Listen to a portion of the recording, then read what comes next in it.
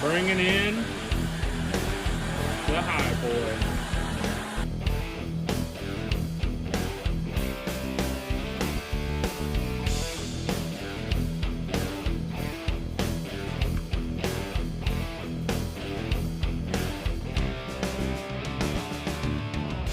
Welcome back to another episode of TNT Creations. If you're sitting here wondering why we winched this truck into the garage when the last time you seen it was running, well, you're about to get that figured out. Lots of trouble, but lots of new parts, lots of good stuff coming for this old big block 460, and just a all-around cleanup of this rig. So stay tuned for more power.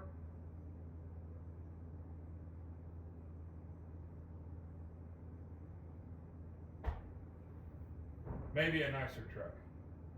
I don't know. It's going to take a lot.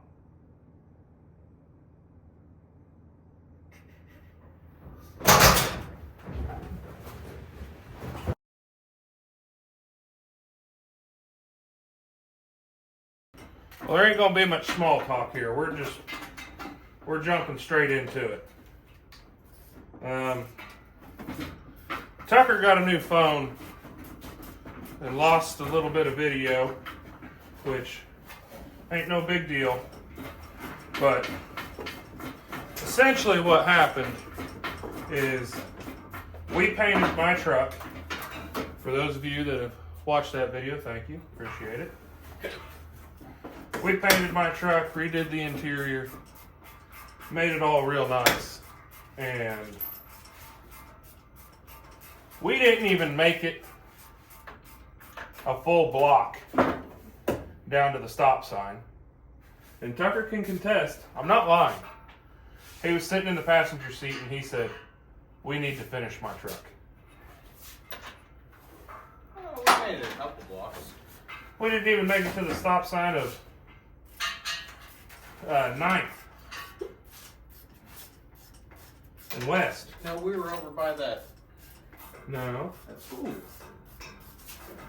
Anyway, a couple months back, after we, undid what we did to this truck,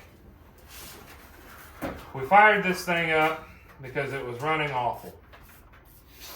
Kind of ran awful ever since I got it. Yeah, ever since Tucker got it, brought it up here, it hasn't ran very good. So I hooked my vacuum gauge up to it, did all my normal stuff, and well, there was a vacuum leak. Found a manifold vacuum leak. Not a big deal.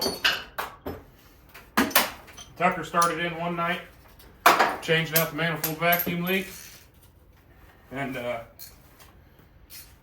he found 6 or 7 bent push rods on this old girl.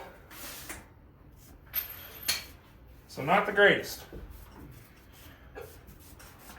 Well, when he found bent push rods, we took the cam out. And the cam had no numbers. And for those of you who don't remember, this is not just a... What are you dripping? Me? Yeah. There's antifreeze coming down here. I'm not dripping anything. That hose is hanging down. Oh, yeah, it's coming from your heater core. Anyway, this isn't just a regular F-250. It is a Highboy, which doesn't, it doesn't change a whole lot though. But this is a 460 somebody swapped in. It's a 77 F-150 body. And somebody was making a mud truck out of it. So I had all the big lift and all that kind of stuff, and it just... Whoever put this thing in here, welded motor mounts out of the Lincoln Continental that this engine came out of into the frame. So, it's not perfect, but it should make a heck of a truck. Straight body, almost no rust. Almost. Professional paint job done by Tucker himself When I was probably 16. when he was in high school. Can't blame the guy though. He used magic tractor enamel that you can buy at, your Cleaver's Tractor Supply. And if we polished it up, I think it'd still look pretty good.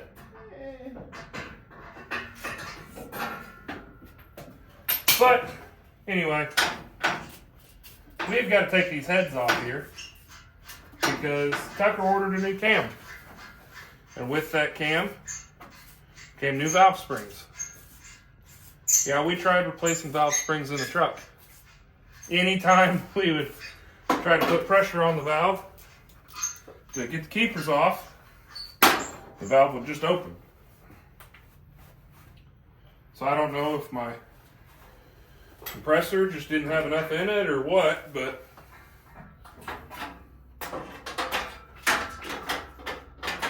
that's what we're doing now. It is midnight, and both of us are getting a little tired, but we told ourselves we would take the heads off this truck before we went inside and went to bed. You got like a half-inch wobble in that box by chance? Yeah, should be. And short 11/16 half-inch. 11/16. Yeah. Oh, are you taking off? Yep. Appreciate it. Now, it's not going to be anything special to this truck. Didn't buy no aluminum heads. No, mega thumper cam. Got an RV cam. Nice new aluminum intake. Gonna use the stock heads. Just something to pep the old girl up. Make her run a little smoother and get rid of the problems that we have.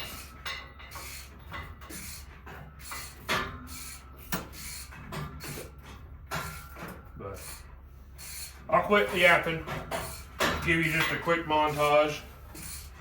Get these manifold bolts off. They all broke loose free. Intakes already unbolted. And it's just unbolting these heads and pulling them off, and we'll show you guys some cylinder walls here in just a minute.